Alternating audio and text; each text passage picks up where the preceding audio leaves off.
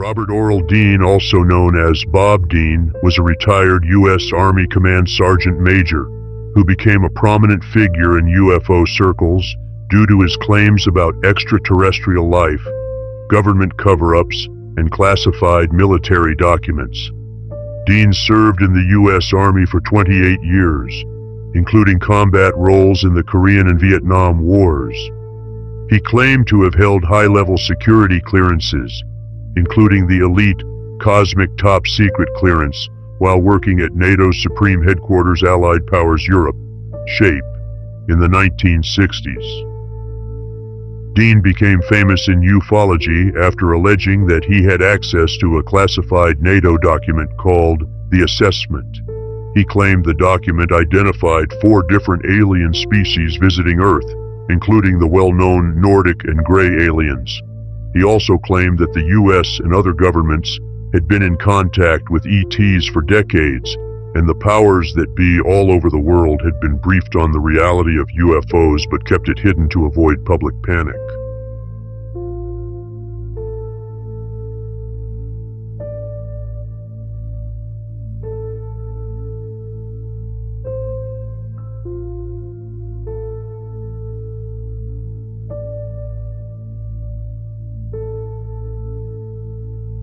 Mr. Dean held many conferences and in them presented numerous pieces of visual evidence, which at the time was the most he could provide.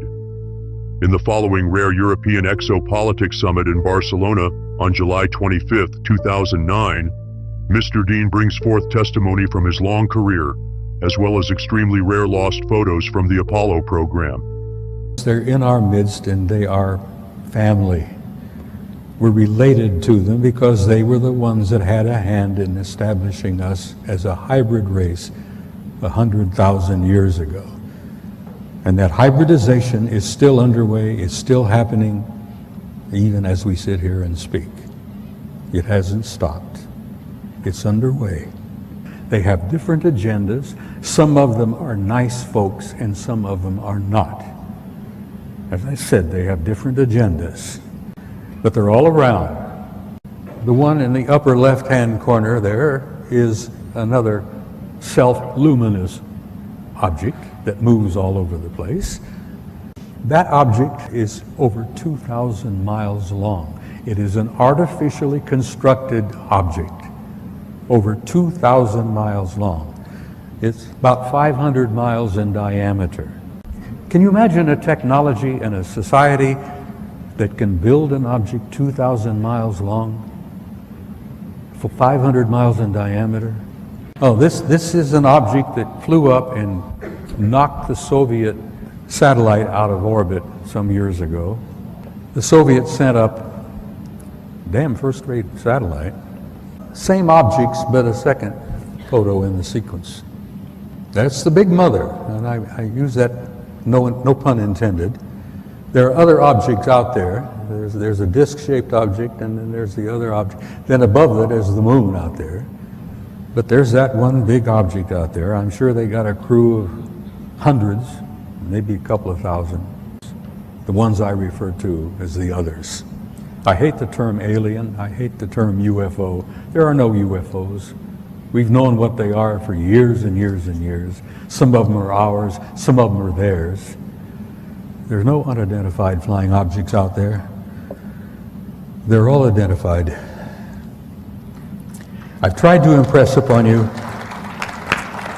the seriousness of it, the seriousness of the cover-up and the lies they've been telling you, the importance of why you need to know as much as you can know.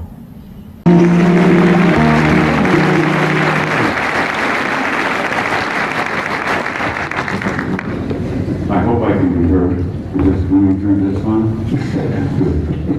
Before I begin, I would like to say a couple of words of deep appreciation for the sponsors and the people who have put this program together.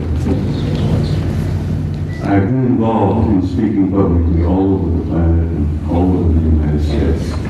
I've been at conferences here, I've been at conferences there, and I know how terribly difficult it can be to put a program like this together. And I have to say, I have tremendous respect and admiration for the people who've done this. Most of all, I respect their courage for dealing with a subject like this, where most of the elite leadership and the power groups of the world want this subject to go away. And these courageous young men who have put this together are brave, and they deserve my respect and your admiration. And I want to say I thank you because I know what you did.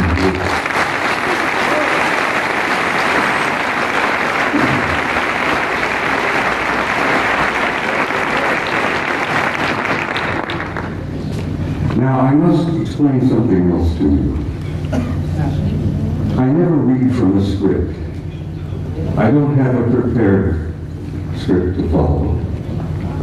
I get up on a stage and I talk to people like yourselves and I kind of wing it.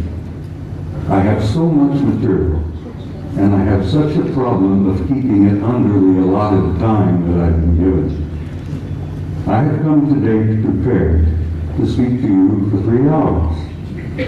I'm only allowed 1 hour and 50 minutes. So something's going to have to give. But bear with me, I'll do the damnedest job I can. And it's important that you see the photographs of the NASA pictures that I have brought with me.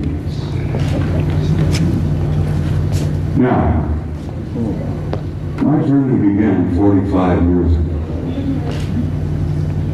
I began a journey that if I had known then what I know now, if I had known the pain, the anguish, the heartbreak that I was going to experience over these 45 years, I might not have started that journey at all.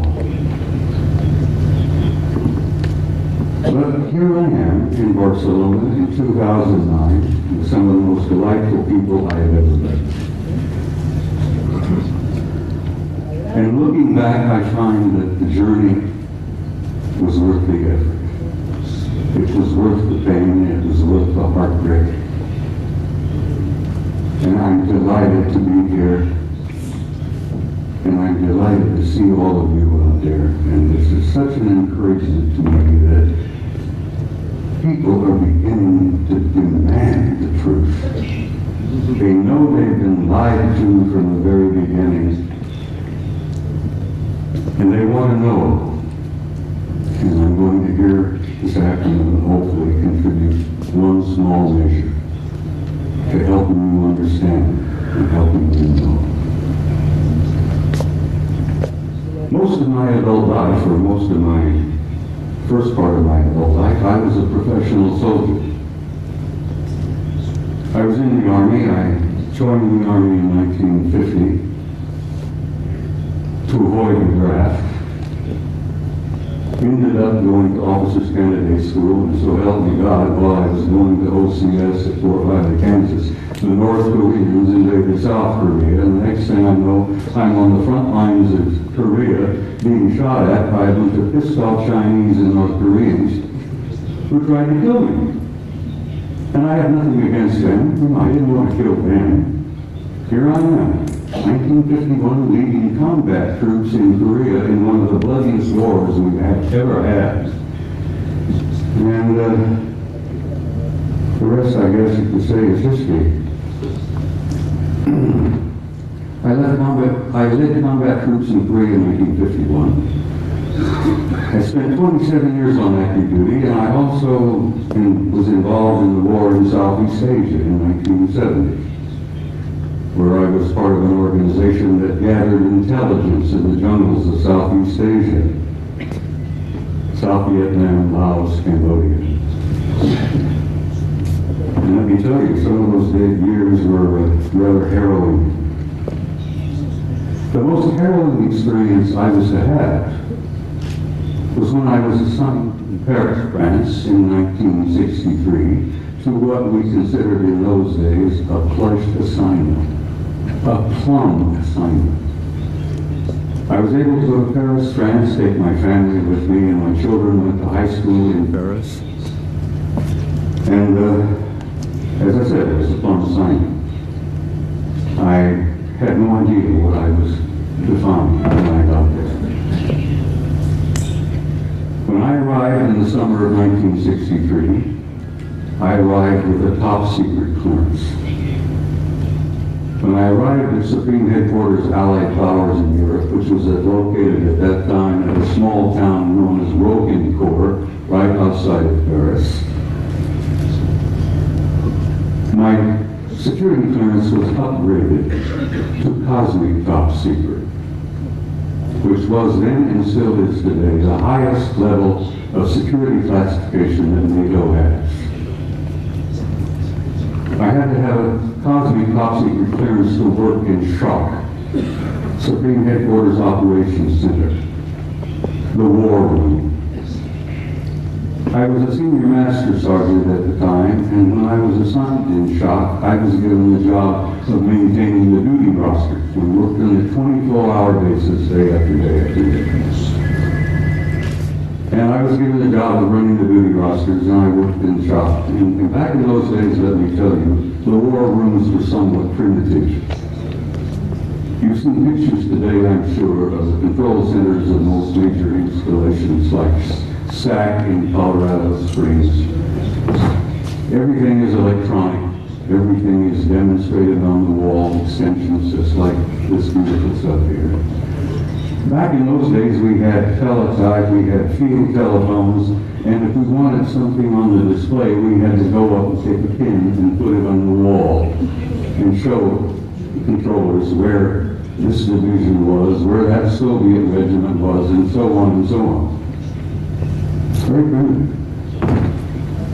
When I arrived in the summer of 1963, I heard rumors about a study that was underway. Now, it interested me because the study was about UFOs. And I was intrigued by that possibility. I was curious about UFOs, had no ideas of what they were, what they represented. But we used to discuss this in the SHOC, in the war room. The study was underway. What was it about? What happened? Well, it appears that on the morning of the 2nd of February, 1961, World War III almost began. And it was involved in the flyover of large numbers of circular metallic craft, flying in formations, very obviously under intelligent control.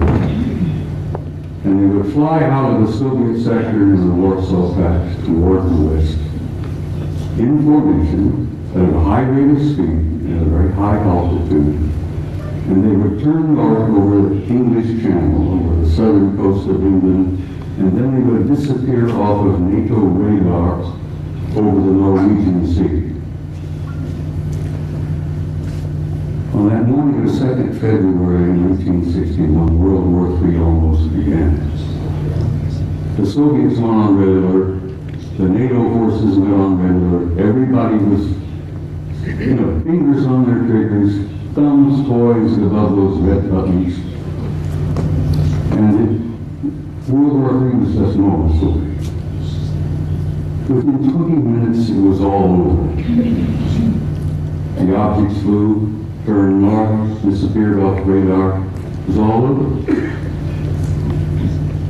After this event occurred, a British Air Marshal by the name of Sir Thomas Pike, who was a Deputy Supreme Allied Commander in Europe at that time. He was the deputy to my boss, General Lyman Lindesser, an American four-star general who was known as SACEUR, Supreme Allied Commander in Europe.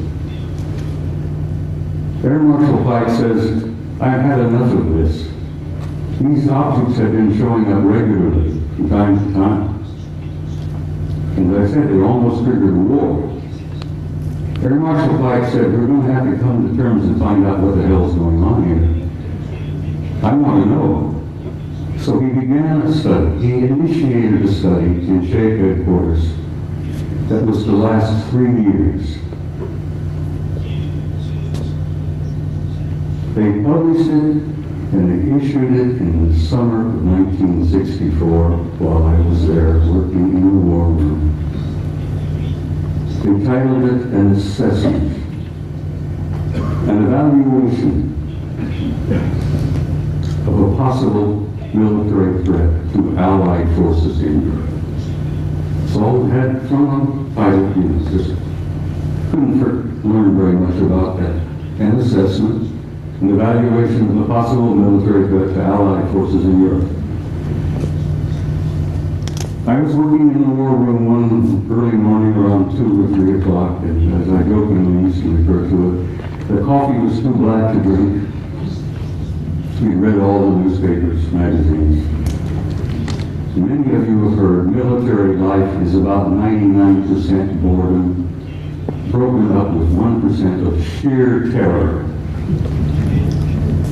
And that's the way it used to be, and that's the way it probably is today.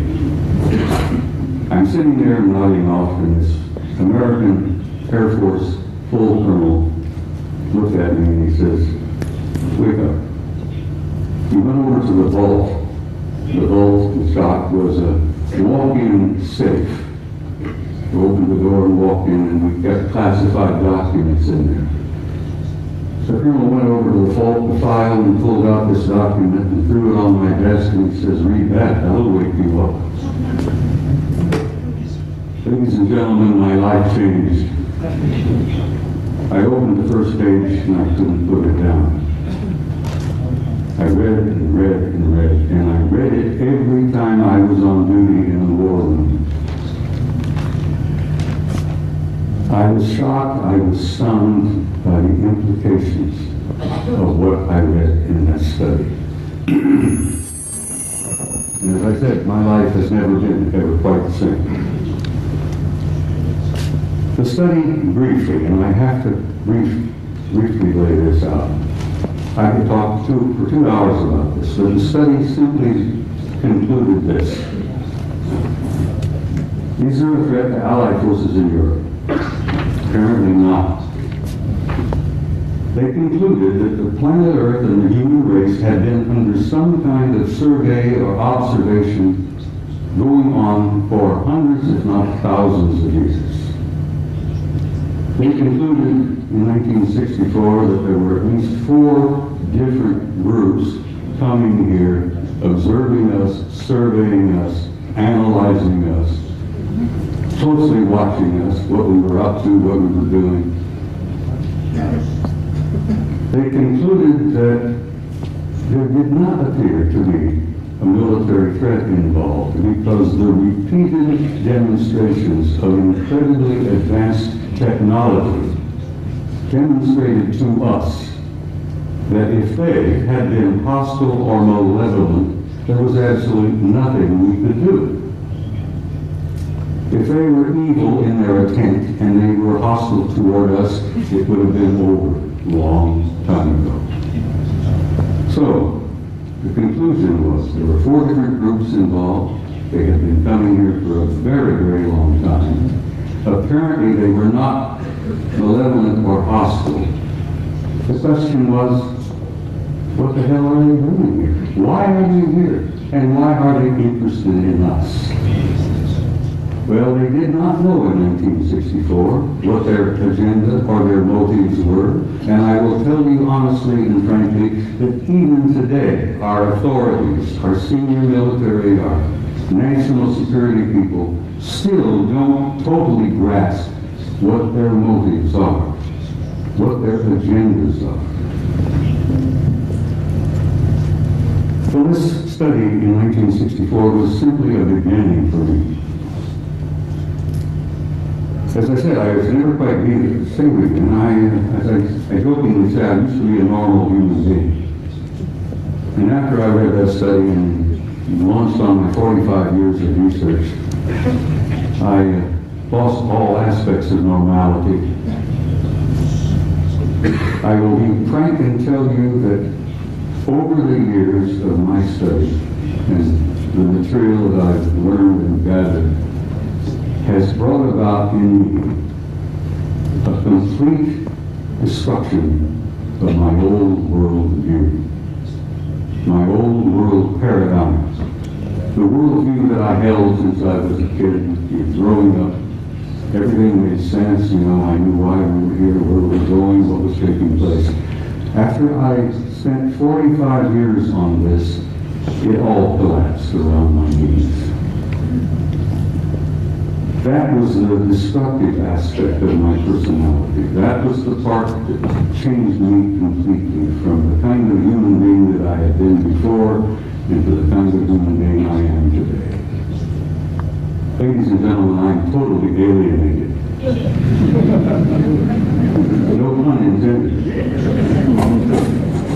I've said in a couple of interviews and briefings and such, I have had for many, many years a love-hate relationship with the human race. One moment I love you, the next minute I hate your guts. One minute I adore you for your potential and the beauty of your music and your literature and your art, and the next minute I'm saying, to hell with all of you, blow them up, let them blow themselves up, clean the planet off, get rid of it. It's part of the struggle of having lost your old worldview when your old paradigm collapses around your knees. So the man standing in front of you here today is literally a human wreck as compared to what I used to be. But I feel pretty good about it. I lost all my old illusions. I opened my eyes and I saw the future. And I'm very happy about what I've seen. I've learned over the years from infinitely variety of sources here, there, and everywhere. I didn't retire from the Army until 1976, and I kept my top secret clearance up until that moment. After I retired, I went to work for the Federal Emergency Management Agency and worked another 14 years for the U.S. government, where I had a top secret clearance. So I have a total of 41 years of federal service, you might say. But I've learned things over the years that literally still today stun me and shock me. I've learned that the human race is a hybrid race. I've learned that we are not merely alone. We have never been alone. We have had an intimate interrelationship with advanced extraterrestrial intelligence from the beginning of our history. And let me tell you that that intimate interrelationship is still going on. There's one race in particular. Apparently, re-engineered us as a species about 200,000 years ago. What we are here today is what we call Homo sapiens sapiens. You're an engineered creature. Your genetics has been manipulated. You're not the same that you were, and you are not the same of what your children and grandchildren and great-grandchildren will be in the next 100 years. The human race is going through a transition. And it's more than a transition. It's what I've learned to be a transcendent transformation into a new race, into a new future. And your descendants will be as different from what you are here today as what you are from old Australopithecus 500,000 years ago. It's not something to be afraid of. Something to look forward to. You're growing, you're developing, you're becoming a new race, you're becoming a new species. Your grandchildren, your great-grandchildren, your descendants on in the next century or two have destiny in the stars. Don't you doubt that for a minute. This species, this race, this troublesome bunch of monkeys has a destiny in the stars. And we are a part of this infinite universe filled with intelligent life. And we have been from the beginning, but we're only now beginning to wake up and see it. Only now are we beginning to open our eyes and listen with our ears and look out there and say, all right, where have I been? What am I now? Where am I going? As I said, your destiny is in the stars. Your generations to come, your descendants, your grandchildren, great-grandchildren, will go out there and they will claim their rightful place in a universe filled with intelligent life. Your place out there belongs to you. You have a right to that, and you will claim it. There is so much to talk about. I've got some slides I have to share. Would you gentlemen please put the first picture up on the screen? I'm being assisted by some very wonderful people back behind the scene here. I like to start with a shot like this. Pictures of this nature is sort of inspiring. It gives you a glimpse of the community that you are a part of. A little glimpse of the stars out there, the nebulae. That's where you're from, and that's where you're going home again to. It's where you belong. Next picture, please. I love these. They're so beautiful. I have some of these on my wall at home. But they inspire me. I look at them and I have a sense of recognition that I've been there before. And I know that I'm going back. But something happened in my country over the last few years that I'm very, very troubled by. Just last week, the United States celebrated the 40th anniversary of putting a man on the moon. And we went through this whole whoop-de-doo of patting ourselves on the back and thinking, gee, wasn't that neat? Armstrong, Aldrin, Collins up there in orbit. On the moon, aren't we great people? Aren't we magnificent? Look what we did. So let me tell you a couple of things that they did that you may not have ever heard about before. They took the few pictures they had it all televised, everybody, Walter Cronkite and all of them were looking out. Golly gee, isn't this great? Isn't this neat?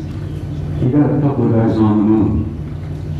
Ladies and gentlemen, my government, NASA, NASA, which many of us in the United States say stands for never a straight answer, proceeded to erase 40 rolls of film of the Apollo program. The flight to the moon, the flight around the moon, the landings on the moon, the walking guys here and there. They erased, for Christ's sake, 40 rolls of film of those events. Now we're talking about several thousand individual frames that were taken that the so-called authorities who did not have a right to see. Oh, they were disruptive, socially unacceptable, politically unacceptable. I've become furious. I'm a retired command sergeant major. I was never famous for having a lot of patience. The idea when I found out that they had erased 40 rolls of film involving several thousand individual shots about what really happened up there, I became so furious that I could have punched the director of NASA in the nose. I try to be, I'm not a dangerous man. I like to tell people that, like Henry Higgins in My Fair Lady, I have the milk of human kindness by the quart in every vein. So I really am a gentleman. But I have the capability, the potential of being rather dangerous and violent. And these lies and these cover-ups that I've learned about firsthand over the years literally infuriate me. And I hope it infuriates you, because these authorities, these nitwits in high positions of power, who were proceeding to spend all the money that the American people made for their own use, for their own private programs, and then lie through their teeth about what the truth really is.